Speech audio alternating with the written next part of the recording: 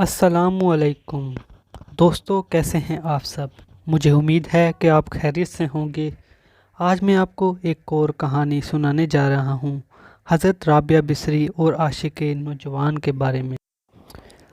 رابعہ بصری کے حسن و جمال کی دھوم مچی ہوئی تھی، لیکن جوانی کے یہ دن انہوں نے اللہ پاک کی عبادت میں گزار دیے۔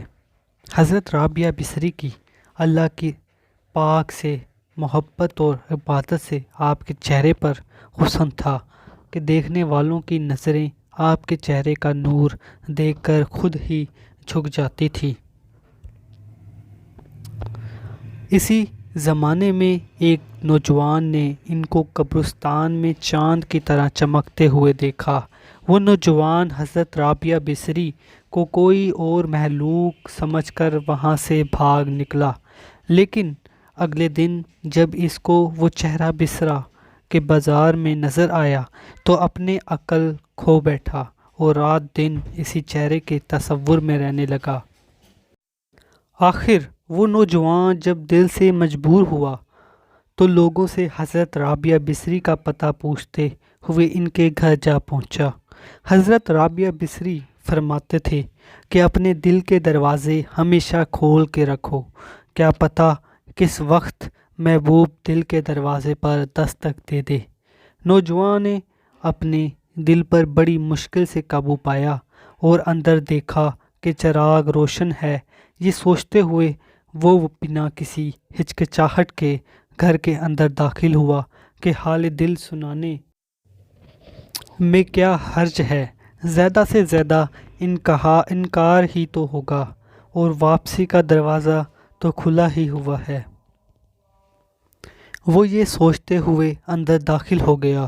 گھر کے اندر کوئی نہ تھا اور رونے کی آواز آ رہی تھی، جیسے کوئی زور قطار رو رہا ہو۔ نوجوان سیڑھیاں چڑھتے چڑھتے چھت پر چلا گیا۔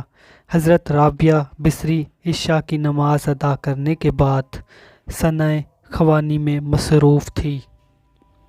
اے میرے رب، سارے ستارے روشن ہو گئے، لوگ سب سو گئے، بادشاہوں نے دروازے بند کر لیے اور محبوب اپنے محبوب سے ملنے کو بےتاب ہیں، اور میں تیرے سامنے کھڑی ہوں۔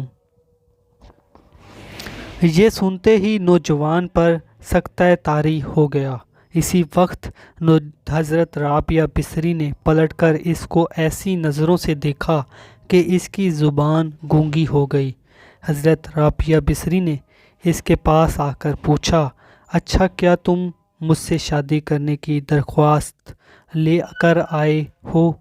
اس نوجوان نے ہاتھ کا اشارہ کرتے ہوئے کہا۔ وہ بول نہیں سکتا۔ اس کے بعد حضرت رابعہ بصری نے فرمایا، آیا کہ جس طرح تیری زبان خاموش ہو گئی ہے، اگر تم چاہتے ہو کہ تمہارا دل خاموش نہ ہو تو جس راستے سے آئے ہو اسی راستے پہ واپس چلے جاؤ۔ نوجوان صرف اپنی آنکھوں سے اشارہ کر کے ہی یہ کہہ سکتا تھا، خدا کی نیک بندی میں تیرے مرتبے سے واقف نہیں تھا، مجھے میری زبان واپس لوٹا دے، مجھ سے بہت بڑی غلطی ہو گئی، مجھے معاف فرما دے، اور مجھ سے لا علمی میں یہ سب کچھ ہوا، اور غلطی ہمیشہ قابل معافی ہوتی ہے۔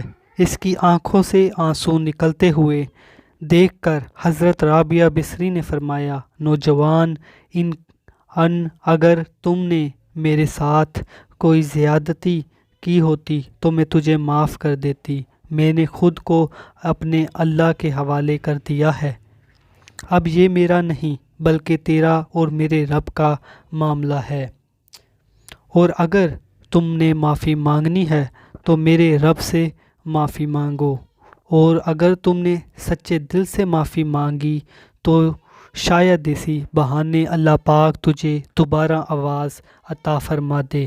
یہ فرمانے کے بعد حضرت رابعہ بصری نماز کے لیے کھڑی ہو گئی۔ وہ نوجوان رونے لگا اور سجدے میں گر گیا۔ سجدے کی حالت میں ہی وہ بے ہوش ہو گیا اور جب ہوش آیا تو زبان واپس بولنے لگ گئی اور توبہ توبہ کر رہی تھی۔ شاعر نے بھی کیا خوب کہا ہے، زبان ولی میں وہ تاثیر دیکھی بدلتی ہوئی، ہزاروں کی تقدیر دیکھی بدلتی ہوئی۔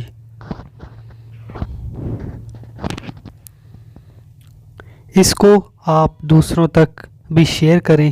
اگر لکھنے کے دوران مجھ سے کوئی غلطی ہوئی ہو تو میری اصلاح کے لیے مجھے بتا دیں تاکہ میں اس کو ٹھیک کر سکوں۔ اللہ پاک ہم سب پر کرم فرمائے اور ہمیں برے کاموں سے بچنے کی توفیق عطا فرمائے۔ آمین ثم آمین۔